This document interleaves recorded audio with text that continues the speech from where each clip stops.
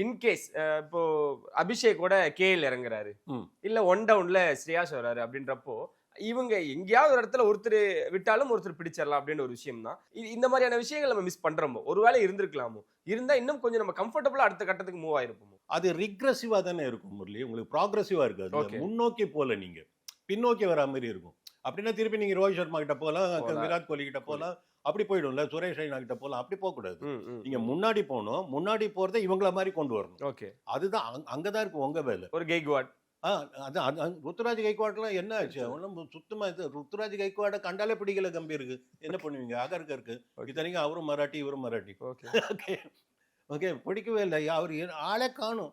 இப்படிதான் இந்த அபிமன்யு ஈஸ்வரன டெஸ்ட் கிரிக்கெட்ல வச்சாங்க. எஸ். இப்ப ருத்துராஜ் கைக்வாட முடிஞ்சு போச்சு. ஸோ இனிமேல் அவரு தான் வர்றது கஷ்டம். ருத்துராஜ்ல இனிமே மேல வருதுங்கிறதுலாம் கஷ்டம். அவரோட கெரியர் ஓவர்.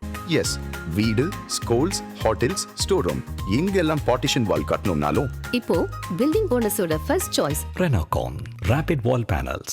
ஆஹா, நோ காம்ப்ரமைஸ். உங்க சைடுலயும் எங்க சைடுலயும். It's a GT promise. GT Holidays, South India's #1. Aadhan சினிமாவில் அனைவருக்கும் ஒரு பெரிய வணக்கம் and welcome to the show. இன்னைக்கு நம்ம கூட ரமேஷ் சார் இணைஞ்சிருக்காங்க. நம்ம வேர்ல்டு கப் பத்தியா நிறைய விஷயங்கள் பேச போறோம். இந்தியன் டீமை பத்தியும் பேச போறோம். சார் வணக்கம். வணக்கம் முரளி. எப்படி இருக்கீங்க சார்? நல்லா இருக்கு முரளி. எப்படி இருக்கீங்க? நல்லா இருக்கும் சார். Very good. சின்ன வருத்தமாவும் இருக்கும். எதுக்காக? இந்த வேர்ல்டு கப் ஸ்டார்ட் ஆகி சூப்பர் 8 அதுல ஃபர்ஸ்ட் மேட்ச் சவுத் ஆப்பிரிக்காவோட நம்ம இந்தியன் டீம் தோல்வி அடைஞ்சிட்டாங்க. ஸோ இந்த தோல்விக்கு முக்கிய காரணம் என்ன? பிளேயிங் லெவல்ல நம்ம என்ன தப்பு பண்றோம்? கேம்னு எடுத்துட்டிங்கன்னா அது வெற்றி தோல்விலாம் சகஜம் முரளி. இது வருத்தப்படுறதுக்குலாம் ஒன்றும் இல்லை. ஜாலியாக கேமை என்ஜாய் பண்ணலாம். அந்த மேட்சை பொறுத்த வரைக்கும் கூட சவுத் ஆப்பிரிக்கா வந்து ரொம்ப பிரமாதமாக ஆடினாங்க. எல்லா ஏரியாலையும் இந்தியாவை பீட் பண்ணாங்க. அவங்க அவுட் பிளேடுன்னு சொல்லணும். அந்த மாதிரி இருக்கும்போது நீங்கள் வந்து கிரிக்கெட் ரசிகனா அதை கூட நீங்கள் ரசிக்கலாம். ஓகே. சவுத் ஆப்பிரிக்கன் வின்னை கூட ரசிக்கலாம். நம்ம வந்து நாட்டுப்பற்று தான் அங்கே காட்டணுங்கிற அவசியம் இல்லை. இருந்தாலும் ஒரு இந்தியனா நம்மளுக்கு அந்த மனக்குறை இருந்துட்டு தான் இருக்கும். தோத்துட்டோமே அப்படிங்கிறது. அதுவும் காசு கொடுத்து போகிற பப்ளிக் வந்து ஒரு டிசப்பாயின்மெண்ட்டோட அவங்க திரும்பி போகிறதெல்லாம் பார்க்கும்போது ரொம்ப வருத்தமாக இருந்தது. அது அந்த வருத்தம் வந்து அந்த பிளேயர்ஸ்கிட்டையும் இருந்திருக்கும், அந்த மேனேஜ்மெண்ட்டுக்கிட்டையும் இருந்திருக்கும். அதில் டவுட் இல்லை. பட் நீங்கள் கேட்ட கேள்விக்கு பதில் சொல்லணும்னா எந்த ஏரியாவில் அவங்க இந்தியா விட்டாங்க அப்படின்னு நீங்கள் பார்த்தீங்கன்னா, என்னை பொறுத்த வரைக்கும் ஆரம்பத்திலேயே அவங்க டீம் செலெக்ஷன்லேயே மிஸ் பண்ணிட்டாங்க. ஓகே. அது அவர் வந்து நான் வந்து ஒரு பெரிய அக்ஷர் பட்டேல் ஃபேன்னு சொல்ல மாட்டேன். நிறைய பேர் என்ன அதுக்காக திட்டினாலும் பரவாயில்ல. பட் அக்ஷர் பட்டேல் இதுக்கு முந்தின மேட்ச்சில் அவர் போட்ட போலிங் வந்து ஃபேண்டாஸ்டிக்காக போட்டிருந்தார். அவருடைய இந்த வேர்ல்ட் கப்பில் அவருடைய பர்ஃபார்மன்ஸ் நீங்கள் பார்த்தீங்கன்னா அவர் ஆடின வரைக்கும் ரொம்ப நல்லா பண்ணியிருந்தார். Polling particularly. பேட்டிங் ஓகே, நீங்கள் வந்து உங்களுக்கு வெரி ஸ்ட்ராங் பேட்டிங் லைனப் இருக்கும்போது அக்ஷர் பட்டேல் அங்கங்கே கொஞ்சம் ஃபெயில் ஆயிருந்தா கூட பெரிய பிரச்சனை இல்லை. பட் ஒரு போலராக அந்த 4 ஓவர் எப்படி நீங்கள் போடுறீங்க? உங்களால் விக்கெட் டேக்கிங் போலராக இருந்தால் நீங்கள் ரன்ஸ் கொடுத்தாலும் பரவாயில்ல, விக்கெட் எடுக்கணும். இல்லை கண்டெயின் பண்ணி போடுற போலராக இருந்தால் நல்லா கண்டெயின் பண்ணி போடணும். உங்களோட ரோல் என்னங்கிறத பர்ஃபெக்டாக பண்ணணும். அதுதான் எதிர்பார்க்கறது. அதிகமாக ஒன்றும் இல்லை, வெறும் 4 ஓவர் 24 பால். அது நீங்கள் எப்படி போடுறீங்கிறது தான். பிரமாதம் பண்ணியிருந்தாரு. அவரை இந்த மேட்ச் போன மேட்ச் சவுத் ஆப்பிரிக்கா கிட்ட டிராப் பண்ண வேண்டிய அவசியமே கிடையாது. எதுக்காக டிராப் பண்ணாங்கிறது தெரியல. வாஷியை உள்ள கொண்டு வரதுக்காக தான் அவரை பெஞ்ச் பண்ணிருக்காங்க. என்ன ரீசன்? அப்படி அக்ஷர் ஈக்குவல் டு வாஷியா அந்த அளவுக்கு பெர்ஃபார்ம் பண்ணக்கூடியவரா சவுத் ஆப்பிரிக்கா அகைன்ஸ்டா வாஷி? அதுதான் நீங்க அந்த அளவுக்கு பெர்ஃபார்ம் பண்ணக்கூடியவர் நினைச்சு நீங்க எடுக்கிறதா இருந்தா அவருக்கு 4 ஓவர் கொடுத்துருக்கணுமே. கொடுக்கலையே. நீங்க அவர்கிட்ட 2 ஓவர் கொடுத்தீங்க, சரி 17-18 ரன் கொடுத்துட்டாருங்கிறதுனால அவர் கட் பண்றீங்க. பட் கிரிக்கெட்ல வந்து இந்த போலிங்லாம் கையை சுத்தி போட்டு அவன் பேட் எடுத்துட்டு வரவன் ரன் அடிக்க தான் செய்வான். அதெல்லாம் நடக்கிற காரியம் தான். அதுக்காக நீங்க வந்து ஒரு போலரை எடுத்துட்டு வந்துட்டு, ஐ மீன் போலர்னா போலிங்காக ஒரு போலிங் ஆல்ரவுண்டரா எடுத்துட்டு வந்துட்டு அவருக்கு நீங்க போலிங் கொடுக்க மாட்டேன்னு சொன்னீங்கன்னா அது என்ன அர்த்தம் இருக்கு? அவர் எதுக்காக கொண்டு வரணும் நீங்க? அப்ப நீங்க அவர் முழு மூச்சா ஒரு பேட்ஸ்மேனா எதிர்பார்க்குறீங்க அப்படின்னா ஃபுல் ஃபிளட்ஜ்டு பேட்ஸ்மேன் எடுத்துக்கோங்க உள்ள. அந்த மாதிரி பண்ணிருக்கலாமே. உங்க அவரை எடுத்தது பெரிய கொஸ்டினபிளா அப்படிங்கிறது அப்புறம் வச்சுக்கலாம். எடுத்ததுக்கு அப்புறம் நீங்க என்ன பண்ணீங்க அப்படின்னு பார்க்கும்போது ரொம்ப சொதப்பல். அது சூரியகுமார் யாதவ் ஓவராலா பார்த்தீங்கன்னா ஒரு நாட் அ பேட் கேப்டன். நான் அவரை வந்து ரொம்ப மட்டமான கேப்டன் சொல்ல மாட்டேன். சில நல்ல ஸ்மார்ட் மூவ்ஸ்லாம் அவர் பண்ணியிருக்காரு.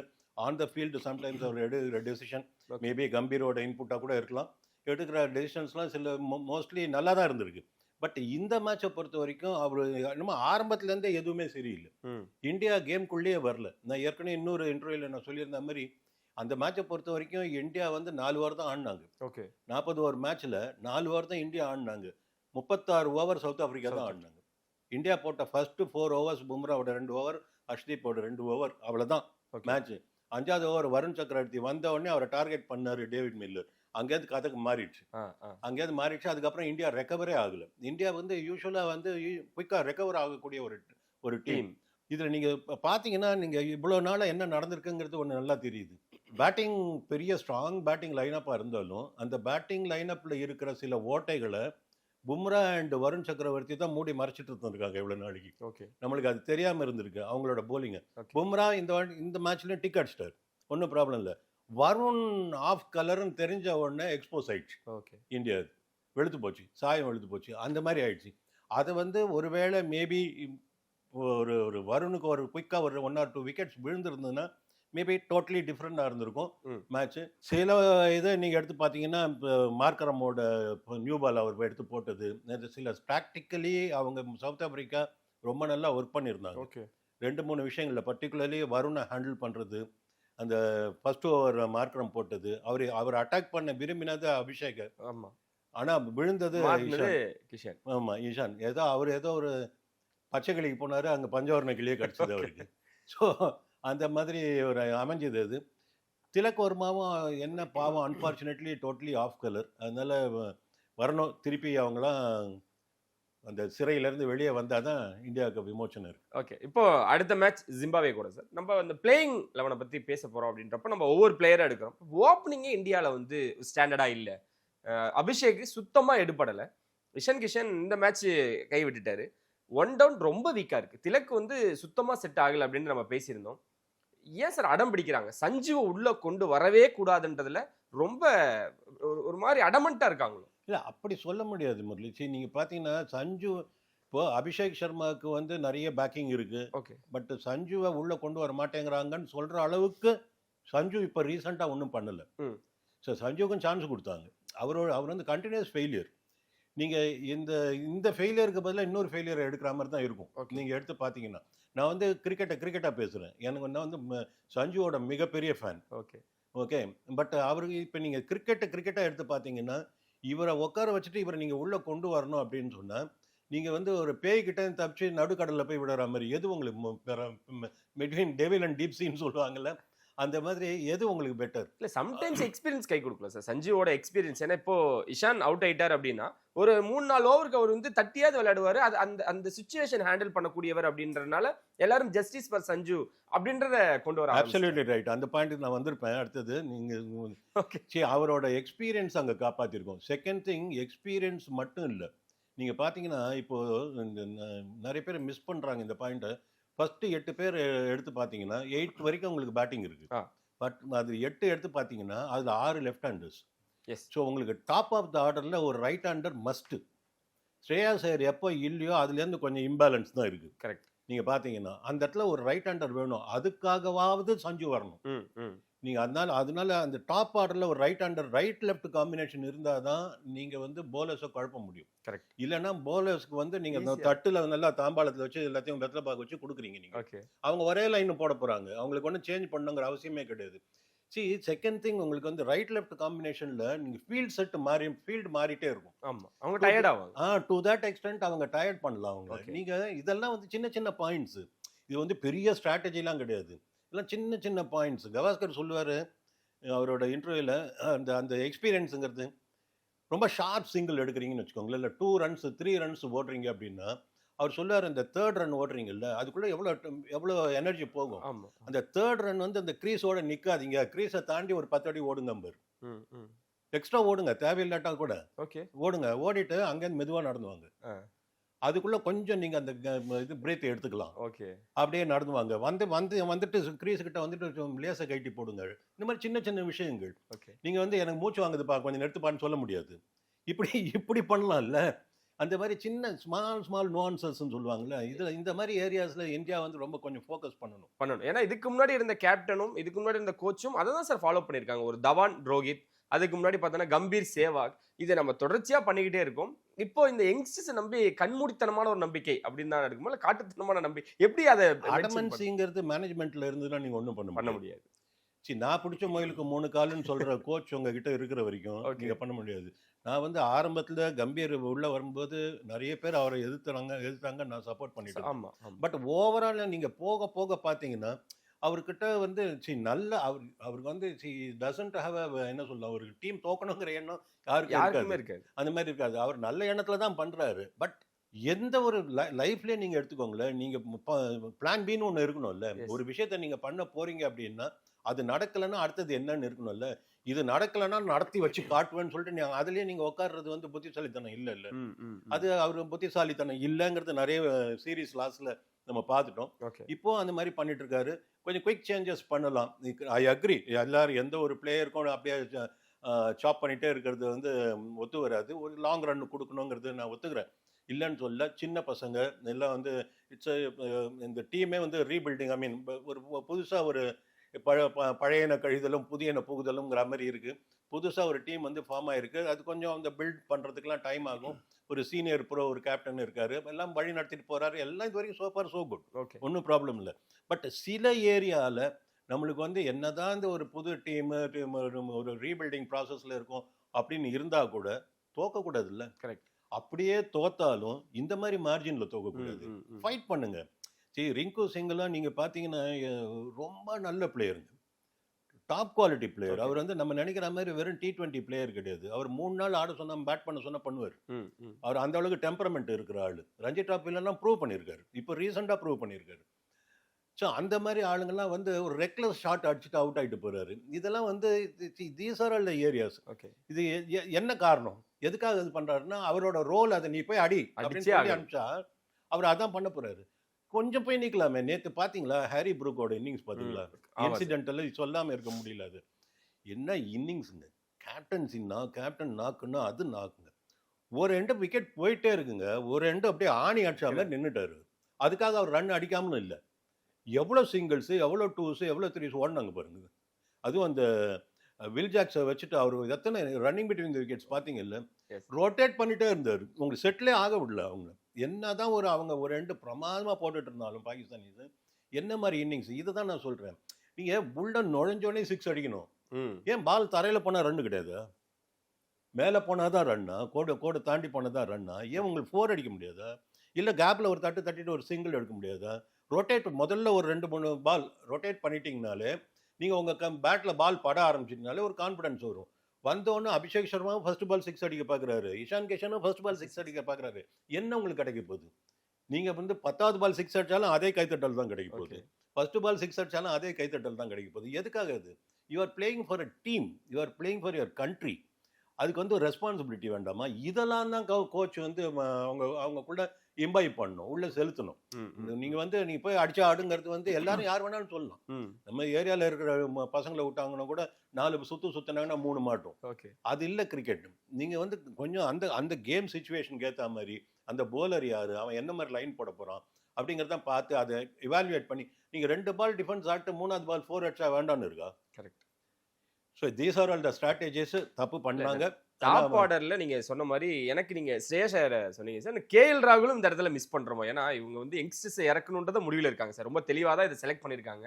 இன்கேஸ் இப்போ அபிஷேக்கோட கேஎல் இறங்குறாரு, இல்ல 1 டவுன்ல ஸ்ரேயாஸ் வராரு அப்படின்றப்போ இவங்க எங்கேயாவது ஒரு இடத்துல ஒருத்தர் விட்டாலும் ஒருத்தர் பிடிச்சிடலாம் அப்படின்னு ஒரு விஷயம் தான். ஸோ இந்த பிளேயிங் லெவன்லயும் செலெக்ஷன்லயும் நம்மளுக்கு நிறைய கேள்விகள் இருந்தாலுமே கூட இந்த மாதிரியான விஷயங்கள் நம்ம மிஸ் பண்றோமோ? ஒருவேளை இருந்திருக்கலாமோ?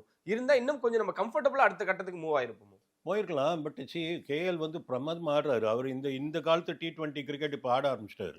பழைய கேஎல் கிடையாது. இன்னைக்கு ரொம்ப நல்லா ஆடுறாரு. பட் இருந்தாலும் அது ரிக்ரெசிவாக தானே இருக்கும் முரளி. உங்களுக்கு ப்ராக்ரெசிவாக இருக்காது. முன்னோக்கி போகல, நீங்கள் பின்னோக்கி வரா மாதிரி இருக்கும். அப்படின்னா திருப்பி நீங்கள் ரோஹித் சர்மா கிட்ட போகலாம், விராட் கோலி கிட்ட போகலாம், அப்படி போயிடும்ல. சுரேஷ் ரெய்னா கிட்ட போகலாம், அப்படி போகக்கூடாது. நீங்கள் முன்னாடி போகணும். முன்னாடி போகிறத இவங்கள மாதிரி கொண்டு வரணும். அதுதான் அங்கே தான் இருக்கும் உங்கள் வேலை. ஒரு கெய்க்வாட் அதான் ருத்துராஜ் கைக்வாட்லாம் என்ன ஆச்சு? அவனும் சுத்தமாக இது ருத்துராஜ் கைக்வாடை கண்டாலே பிடிக்கல கம்பீருக்கு. என்ன பண்ணுவீங்க? அகருக்கு இருக்கு. இத்தனைக்கும் அவரும் மராட்டி இவரும் மராட்டி. ஓகே பிடிக்கவே இல்லை. அவர் ஆளே காணும். இப்படிதான் இந்த அபிமன்யு ஈஸ்வரனை டெஸ்ட் கிரிக்கெட்டில் வச்சாங்க. இப்போ ருத்துராஜ் கைக்வாடை முடிஞ்சு போச்சு. ஸோ இனிமேல் அவர் தான் வருது கஷ்டம். ருத்துராஜில் இனிமேல் மேலே வருதுங்கிறதுலாம் கஷ்டம். அவரோட ஒரு கெரியர் ஓவர். சில சமயத்தில் என்ன ஆகும்னா ஒரு நல்ல பிளேயர். இப்போ அபிஷேக் சர்மா வந்து நீங்கள் எந்த குறையும் சொல்ல முடியாது. எவ்வளோ மேட்சஸ் வின் பண்ணி கொடுத்துருக்காரு. அவரை வந்து அவர் என்ன ஒரு தண்டம் அவர் டீமில் இருக்கிற தப்புன்னு சொல்கிறதுக்கே முடியாது. நீங்கள் நாக்கு மேலே பல்ல போட்டு பேச முடியாது. ஸோ நீங்கள் அந்த மாதிரி ஒரு ஆள் இருக்கும்போது ருத்துராஜுக்கு சான்ஸ் கிடைக்காம போகிறதுங்கிறது ஒரு வகையில் பார்த்தீங்கன்னா ஒரு அன்ஃபார்ச்சுனேட் பேட் லக்குன்னு தான் சொல்லணும். இது கிரிக்கெட்டில் ஹேப்பன்ஸ். அந்த காலத்துலேருந்து ஒன்று விஷன் சிங் பேடி மாதிரி ஒரு மேஜிஷியன் ஸ்பின்னர் இருக்கும்போது ஒரு ஷிவால்கர், பத்மாகர் ஷிவால்கர்னு பாம்பேயில் ஒருத்தர் இருந்தார், ராஜேந்திர கோயல்னு ஹரியானாவில் ஒருத்தர் இருந்தார். இவங்களாம் எந்த விதத்துலையும் பேடிக்கு கம்மியான ஆட்கள் கிடையாது. In terms of wicket taking ability, in terms of economical bowling, எல்லாத்துலேயும் வச்சுக்கோங்களேன், எந்த விதத்துலையும் பேடி கம்மி கிடையாது. பட் பேடிங்கிற ஒரு ஆலமரம் இருந்ததுனால இவங்களால அங்கே வளர முடியல. இது வந்து நடக்கும். அந்த மாதிரி கேஸில் ருத்ராஜ் வந்து அவரோட அன்ஃபார்ச்சுனேட்லி யசஸ்வி, இந்த கில், இந்த கூட்டம் வந்து பெருசாக வந்திருக்கும் போது, பெரிய பேக்கிங்கோடு இருக்கும்போது, இங்கே எடுப்பார் கைப்பிள்ளையாக இருக்கிற ருத்ராஜுக்கு சரியான சான்ஸ் கிடைக்காம போச்சு. ஸோ அந்த மாதிரி நீங்கள் பார்க்கணும். திருப்பி நீங்கள் கேஎலுக்கு போகிறதுங்கிறது வந்து ஒரு பெரிய ஒரு ரெமெடியாக இருக்கும்னு எனக்கு தோணுது. ஓகே. ஆனால் இந்த இடத்துல தூபே மட்டும் அப்படியே சர்வே பண்ணிக்கிட்டே இருக்காரு. கிட்டத்தட்ட நிறைய மேட்சஸில் ஹீரோவாக திகழ்ந்திருக்காரு லாஸ்ட் மேட்ச் வரைக்கும். எப்படி சார் அவரோட பிளே இருக்குன்னு நினைக்கிறீங்க? அவங்களுக்கு அந்த இடத்துக்கு ஒரு ரீப்ளேஸ்மெண்ட் வர வரைக்கும் அவர் இருப்பார். ஏன்னா அந்த இடத்துக்கு ஒரு ரீப்ளேஸ்மெண்ட் அவங்க எதிர்பார்க்குறாங்க. ஹர்திக் பாண்டியாவுக்கு ஒரு ரீப்ளேஸ்மெண்ட்டு. ஹர்திக் பாண்டியாவோட ரீப்ளேஸ்மெண்ட்டு தூபே கிடையாது. தூபே வந்து எப்படின்னா, இப்போ நீங்கள் ஹர்திக் பாண்டியாவுக்கு 4 ஓவர் போட்டுருவீங்க, பும்ரா 4 ஓவர் போட்டுருவீங்க, வருண் 4 ஓவர் போட்டுருவீங்க, 12 ஓவர் முடிஞ்சு போச்சு. மீதி இருக்கிற 8 ஓவரை 3 பாலரை வச்சு ஓட்டணும் இவர். ஓகே.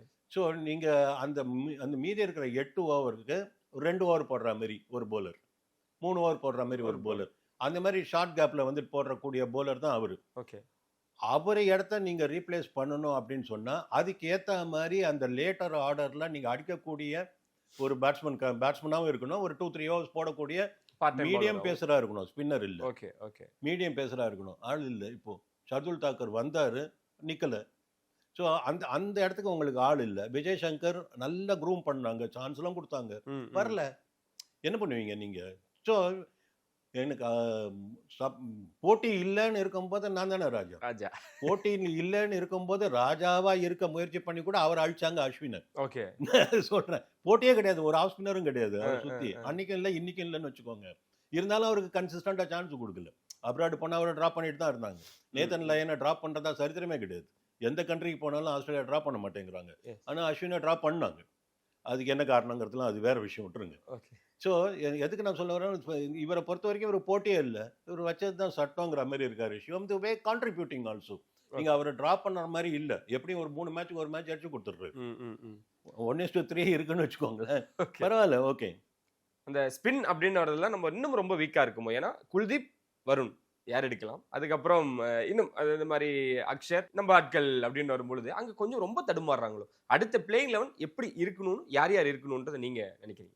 இப்போ ஜிம்பாப்வேக்கு அகேன்ஸ்டாக சென்னையில் நடக்க போகிற மேட்ச் வந்து சென்னையில் வந்து எனக்கு தெரிஞ்ச ஒரு பிளாட்டர் கொடுப்பாங்க. அடி 180 190 ரன் மினிமம் எதிர்பார்க்கலாம். நான் எதிர்பார்க்குறேன் அந்த மாதிரி ஒரு பெல்டராக தான் இருக்கும். பட் சென்னை சேப்பாக்கு வந்து ஆல்வேஸ் கொஞ்சம் ஸ்பின்னுக்கு தான் ஒரு விக்கெட் தான். பட் இப்போதைக்கு நீங்கள் குல்தீப்பை உள்ளே கொண்டு வந்தீங்கன்னா பேலன்ஸ் மாறும். ஓகே. ஏன்னா வந்து குல்தீப் வந்து எனக்கு ரொம்ப பிடிக்கும். அவர் வந்து அவர் இருக்கணும்னு ஆசைப்படுற ஆள். பட் டீமோட பேலன்ஸ் உங்களுக்கு வந்து பெருசாக அடிப்படும் உங்களுக்கு. ஏன்னா பேட்டிங் பெருசாக இல்லாத போது குல்தீப்பை உள்ளே கொண்டு வந்தீங்கன்னா நீங்கள் ஒரு பேட்ஸ்மேன் கம்மியாக போவீங்க உள்ளே போகும்போது. ஸோ அந்த ரிஸ்க்கு எடுக்க மாட்டாங்க. குல்தீப்பை உள்ளே கொண்டு வரதுங்கிறது இல்லை. வருண் கண்டிப்பாக ஆடுவார், ஹோம் பிச்சு வேறு விட்டுருங்க, அவர் கண்டிப்பாக இருக்கார். ஓகே.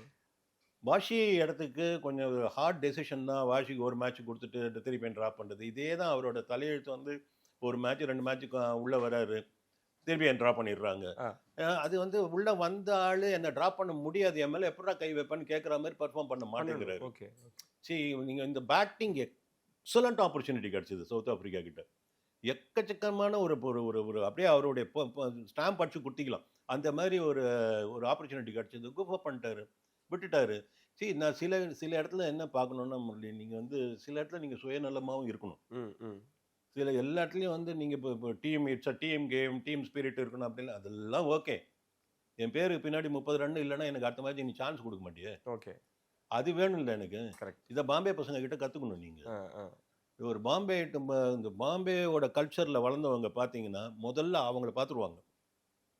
முதல்ல தன்னை பார்த்துப்பாங்க. என்ன நீ அடுத்த மேட்ச் கை வைக்கக்கூடாது, அதுக்கேற்ற மாதிரி நான் பர்ஃபார்ம் பண்ணிவிடுவேன். டீமுக்கு அப்புறம் வரேன். இது என்ன சொல்லுவாங்களே, தனக்கு மிஞ்சி தான் தானம் மாதிரி, அந்த மாதிரின்னு வச்சுக்கோங்களேன். முதல்ல நீங்கள் செல்ஃபிஷாக இருங்க. ஓகே. நீங்கள் செல்ஃபிஷாக ரிங்கு சிங்கை பற்றி நான் பேசும்போது கூட அதான் சொன்னது. ஒரு 25-30 ரன் போட்டுக்கோ. அடிச்சாம்பா அவங்க, பரவாயில்லப்பா, இந்தியா தோத்தாலும் பரவாயில்ல, ஹீ பர்ஃபார்ம்டுன்னு நாளைக்கு பேசுவாங்க. நாளைக்கு ஒரு 2 years down the line score card எடுத்து நீங்கள் பார்த்தீங்கன்னா, இவர் இந்த டீமுக்காக உள்ளே போய் நின்று ஆடி அது ஒரு 8 ரன்னுக்கு அவுட் ஆகிட்டு வந்தார். அவர் ஒரு எண்டு வந்து 3 ஓவர் நின்று ஆடி இருந்தார். அவரோட இந்த அதர் ரெண்டு இருக்கிற பேட்ஸ்மேனோட அவருக்கு 52 ரன் பார்ட்னர்ஷிப் பண்ணார். இவர் அடிச்சது 7 ரன்னாக இருந்தாலும் 52 ரன்ஸ் பார்ட்னர்ஷிப்க்கு இவர் இருந்தாருன்னு இருக்குமா? அதில் பேருக்கு என்ன 7ன்னு இருக்கும். 13 பால் 7 ரன்னு இருக்கும். அவ்வளோதானே. அதானே நீங்கள் பேச போகிறீங்க. நாளைக்கு அது நீங்கள் இப்போ ரெக்கார்டு எடுத்து பார்த்தீங்கன்னா அப்படி தானே இருக்க போகுது. கரெக்ட். நீங்கள் வந்து ஆல் செட் அண்ட் டன் கொஞ்சம் சுயநலமாக இருந்து கொஞ்சம் நம்மளுக்கு பேருக்கு பின்னாடி ஒரு பவுலர்னா ஒரு 1 or 2 விக்கெட்ஸ் எடுக்கிறது, இல்லை எக்கனாமிக்கலாக போடுறது. T20 இருந்ததுன்னா நீங்கள் என்ன ஆவரேஜ் வச்சுருக்கீங்க, இன்னும் எத்தனை பாலுக்கு ஒரு விக்கெட் எடுக்கிறீங்க, அதை பொறுத்த வரைக்கும் பார்க்கறது. இல்லை நல்ல ஆவரேஜ் வச்சுருந்தா கூட போதும். நீங்கள் ஒரு ஓவருக்கு 8 ரன் கொடுக்குறீங்க, ஒரு ஓவருக்கு 7 ரன் கொடுக்குறீங்கன்னா பெஸ்ட்டு. உங்கள் கை வைக்க முடியாது. நீங்கள் ஒரு ஓவருக்கு 10 ரன் 11 ரன் கொடுத்துட்டு இருந்தீங்கன்னு வச்சுக்கோங்க.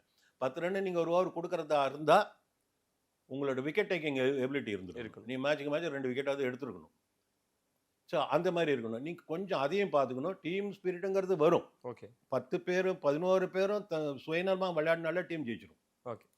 அப்போ அக்ஷரின் வாஷி அவுட் அப்படி எடுத்துக்கலாம். சஞ்சுவின் யார் அவுட்? என்னை பொறுத்த வரைக்கும் நான் சொல்கிறேன், என்னுடைய ஆர்டர் வந்து நான் சஞ்சுவையும் வச்சுப்பேன், அபிஷேக்கும் வச்சுப்பேன். ஆமாம், சஞ்சுவையும் வச்சுப்பேன், அபிஷேக்கும் வச்சுப்பேன், ரிங்கு ட்ராப் பண்ணுவேன். ஓகே. அந்த இடத்துக்கு சஞ்சு உள்ளே வரணும். But Sanju and Abhishek open பண்ணணும். இது வந்து என்னோட இது ஹார்ட் திங்கிங். இது நடக்குமாங்கிறதுல தெரியும். One down Ishan Kishan. Correct. One down Ishan Kishan perform பண்ணியிருக்காரு. நம்பர் 3ல அவர் அடிச்சிருக்காரு. அதனால அவர் ஓப்பனிங் தான் போகணுங்கிற அவசியம் இல்லை. மேலே ஆள் இல்லாததுனால தான் அவர் மேலே ஏற்றினாங்க. நம்பர் 3ல அவர் திருப்பி இந்த என்னது சன்னியாசெல்லாம் போயிட்டு வந்தார் தெரியுமா டீமுக்குள்ள. வரும்போது நம்பர் 3க்கு தான் வந்தார். ஓகே. ஸோ 3 ஆடி தான் பர்ஃபார்ம் பண்ணிவிட்டு அப்புறம் மேலே போனார்னு வச்சுக்கோங்க, எலிவேட் ஆனார். ஸோ அவர் நம்பர் 3 இஸ் குவைட் ஓகே. ஏன்னா திலக் சரியா இல்லை இப்போதைக்கு. பட் திலக் வந்து என்றைக்குமே டீமுக்கு ஒரு அசட். ஒரு டீம் வந்து ஒரு பொக்கிஷம். அவர் டீமில் இருக்கணும். ஏன்னா 2 டைப்பும் ஆடக்கூடிய ஒரு ஆள். ரொட்டேட் பண்ணியும் ஆட தெரியும் அவருக்கு, உள்ளே இறங்கினது அடிக்கவும் தெரியும். அவர் அந்த மாதிரி ஒரு மல்டி டைமென்ஷனல் கிரிக்கெட்டர். அவர் ஃபீல்டிங் கேட்கவே வேண்டாம், மாஸ்டர் ஃபீல்டர்.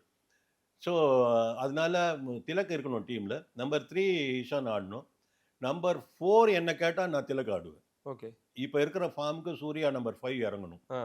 அது தைரியமாக இறங்கணும். என்னடா நம்மளோட கேப்டன் ஆச்சு, நம்மளோட இடத்த கொடுத்துட்டு வெளியில் கீழே இறங்குறோமேன்னு அவர் நினைக்கக்கூடாது. இந்த இடத்துல டீமை பார்க்கணும். இந்த இடத்துல சுயநலம் பார்க்கக்கூடாது. இன்ஃபேக்ட் அவர் நம்பர் 5 வருதே சுயநலத்துக்கு தான் சொல்கிறேன். ஏன்னா அவர் 4ல் ஒன்றும் காட்டலை இல்லை. அதனால ஏன்னா அவர் வந்தோடனே அடிக்கக்கூடிய ஒரு ஆள். ஒருவேளை அவருக்கு நீங்கள் நம்பர் 5 இருக்கீங்க, நீங்கள் 18வது ஓவர் பேட்டிங் கிடைக்குதுன்னா போங்க அடிங்களேன், என்ன இப்போ அப்படி இருக்கும்போது. அதனால நம்பர் 5 அவர் சூர்யா ஆடணும். நம்பர் 4 திலக் ஆடணும். ஏன்னா நீங்கள் உங்களுக்கு அந்த இடத்துல நீங்கள் பாகிஸ்தான் நீங்கள் எடுத்து பார்த்தீங்கன்னா, இப்போ இன்னொரு இதில் கூட சொல்லியிருந்தேன், பாபர் அசம் நீங்கள் எடுத்து பார்த்தீங்கன்னா அவரோட ரோல் வந்து ஒரு ஆங்கர் ரோல். அவர் ஓகே. நம்பர் 4ல் வந்து அவர் வர்றது வந்து அவர் ஒரு பின் மாதிரி நிற்கணும். அவரை சுற்றி இருக்கிற பிளேயர்ஸ் அடிக்கணும். அவர் ரொட்டேட் பண்ணி இன்னொரு 2 விக்கெட் விழாத மாதிரி அவர் ப்ரொடெக்ட் பண்ணிட்டு வரணும். இது அவரோட ரோல். இந்த ரோல் அவர் பண்ண மாட்டேங்கிறாரு. ஓகே. அதனால தான் அந்த பாகிஸ்தானோட பேட்டிங் ரொம்ப ஃபெயில் ஆகிறதுக்கு காரணம். எனிவே நம்ம பாயிண்ட்டுக்கு வந்தோம்னா அந்த ரோல் திலக் பண்ணணும். நம்பர் 4க்கு வந்துட்டு கொஞ்சம் முதல்ல வந்து கொஞ்சம் ஸ்டெபிலைஸ் பண்ணி ஆடிட்டு, ஏன்னா is capable of scoring runs quickly at the end of the innings. So அந்த மாதிரி இருக்கிறதுனால அவர் நம்பர் 4 ஆடணும். நம்பர் 5 சூர்யா ஆடணும். பாண்டியா அவங்களுக்கு அந்த யூஸ்வலாக இருக்கிற இது அக்சர். ஓகே. அப்படி இருக்கணும். இதுதான் என்னோட டீம். வருண் ஆடணும், பும்ரா அண்ட் ஹர்ஷ்தீப். அதே அந்த போலிங்கில் எந்த மாற்றமும் இருக்கக்கூடாது. சஞ்சு உள்ளே வரணும், கண்டிப்பாக ஓப்பன் பண்ணணும். Ishan number 3, number 4 Tilak, number 5 Surya. இந்த சேஞ்சை நீங்கள் பண்ணாலே இந்தியா டீம் மறுபடியும் வந்துடும். ஓகே. இன்னும் 2 மேட்ச் எப்படி இருக்க போகுது சார்? அடுத்த கட்டத்துக்கு நம்ம போக எவ்வளோ பாசிபிள், எவ்வளோ வாய்ப்புகள் இருக்குது? நெட் ரன் ரேட்லாம் ரொம்ப நம்மளுக்கு நீ கத்தி மேலே நடக்கிற மாதிரி தான் இருக்க போகுது. மனசு கல்லாக்கிட்டு சொல்லணும் அப்படின்னா கொஞ்சம் சான்சஸ் கம்மி தான் இந்தியாவுக்கு. நான் கிரிக்கெட் ஆடுறேன், நான் இந்த கேமில் இருக்கேன், நான் அடித்து ஜெயிப்பேங்கிறது மட்டும் இல்லாத ஒரு நிலைமைக்கு போயிட்டாங்க. நான் ஜெயிச்சா மட்டும் போறாது, அவன் அந்த மாதிரி ஆடணும், இவன் இப்படி தோக்கணும், இவன் இப்படி ஜெயிக்கணும் அப்படின்னு மற்றவங்களை சார்ந்து ஒரு வாழற வாழ்க்கை வந்துடுச்சு இப்போ இந்தியாவுக்கு. மீதி இருக்கிற 2 மேட்சும் இந்தியா ஜெயிச்சாலும் ஒரு வெஸ்ட் இண்டீஸ் சவுத் ஆப்பிரிக்காவை ஜெயிக்கணும். ஓகே. சவுத் ஆப்பிரிக்கா வெஸ்ட் இண்டீஸில் தோக்கணும். சவுத் ஆப்பிரிக்கா வெஸ்ட் இண்டீஸ் கிட்ட ஜெயிச்சிட்டாங்கன்னா இந்தியா 2 மேட்ச் ஜெயிச்சாலும் மாட்டிப்பாங்க. ஏன்னா நெட் ரன் ரேட்டில் மாட்டுறாங்க அவங்க. நீங்கள் மீதி இருக்கிற 2 மேட்சும் ஜிம்பாப்வே தோக்குறாங்கன்னு வச்சா கூட நெட் ரன் ரேட்டில் இந்தியாவால் மேலே வருது ரொம்ப கஷ்டம். ஏன்னா இப்போ மைனஸில் இருக்காங்க, -0.381 இருக்காங்க அவங்க. ஸோ அதை நீங்கள் அதை ஆஃப்செட் பண்ணிவிட்டு நீங்கள் ப்ளஸுக்கு வரணும். சவுத் ஆப்பிரிக்கா அடிக்கணும். சவுத் ஆப்பிரிக்கா ப்ளஸில் இருக்காங்க, இன்ஃபேக்ட் அதே இருக்காங்க, +0.38ன்னு நினைக்கிறாங்க. ஸோ அப்படி அதே மாதிரி இருக்காங்க. ஸோ இதை நீங்கள் இங்கேருந்து உங்களோட கடனை கழிச்சிட்டு அதுக்கப்புறம் நீங்கள் லாபத்துக்கு வரணும். ஓகே. ஸோ அந்த மாதிரி இருக்கிறத நீங்கள் பார்க்குறதுக்கு ஒரு அட்வான்டேஜ், ஒரே ஒரு அட்வான்டேஜ் சின்னதாக, இந்த light at the end of the டனல்னு சொல்லுவாங்களே, அந்த மாதிரி சின்னதாக ஒரு அட்வான்டேஜ் இந்தியாவுக்கு இருக்கிறது என்னென்னா கடைசி மேட்ச் அவங்க ஆடுறாங்க. ஓகே. சிச்சுவேஷன் ஹேண்டில் பண்ணி ஆடலாம், ப்ரொவைடட் டாஸ் அவங்களுக்கு ஃபேவரபுளாக வரணும். ஏன்னா நீங்கள் இந்த டார்கெட் நெட் ரன் ரேட்டுக்கு நீங்கள் போட்டி போட ஆரம்பிச்சிங்கன்னா உங்களுக்கு செகண்ட் பேட்டிங் இருந்தால் தான் முடியும். நீங்கள் வந்து சப்போஸ் ஒரு 170 180 ரன் டார்கெட் வருதுன்னு வச்சுக்கோங்களேன், இந்தியா சேஸ் பண்ணுறாங்க, 170 180 அடிக்கணும் அப்படின்னா இந்த 170 180 14 ஓவரில் அடிக்கணும் அப்படின்னு இருந்தால் இந்தியா கேன் கோ ட்ரை பண்ணலாம். ஓகே. தோத்தாலும் பரவாயில்ல, ஏன்னா அதுக்கப்புறம் தலைக்கு மேலே போயிடுச்சு, இந்த ஜான் போனேன் என்ன முழம் போனேன்னு. 14 ஓவரில் அடிக்கணும்னு இருந்தால் அது ட்ரை பண்ணலாம். ஆனால் இந்தியா ஃபர்ஸ்ட் பேட் பண்ணிட்டு ஆப்போனண்ட்டை நீங்கள் 13 ஓவரில் ஆல் அவுட் எடுக்கணுங்கிற சுச்சுவேஷன் வந்ததுன்னு நீங்கள், that is not possible. Okay. அது சான்ஸ் கிடையாது. ஸோ அந்த எலிமெண்ட் ஆஃப் பாசிபிலிட்டி இந்தியாவுக்கு இருக்கிற அந்த லாஸ்ட் மேட்சுங்கிற அட்வான்டேஜ் கூட டாஸுங்கிறதுல ஒரு 50% போயிடுது நம்மளுக்கு. ஸோ ரொம்ப ரொம்ப மினிமல் பாசிபிலிட்டி தான் இருக்குது. ஏன்னா மற்ற டீமில் சவுத் ஆப்பிரிக்கா அண்ட் வெஸ்ட் இண்டீஸ்லாம் ஆடுற கிரிக்கெட்டை பார்த்தா வேறு மாதிரி ஆடிட்டு இருக்காங்க. ஓகே. ஸோ அப்படி தான் இருக்குது. அன்ஃபார்ச்சுனேட்லி மேபி இந்தியாவுக்கு ஒரு பாடமாக இருக்கட்டும். கண்டிப்பாக sir. Thank you sir, thank you so much. நிறைய விஷயங்கள் எங்களோட ஷேர் பண்ணிக்கிட்டீங்க. இன்னும் நிச்சயம் ஒன்று சரி உங்களுக்கு எடுத்துக்கிறாங்க. நன்றி.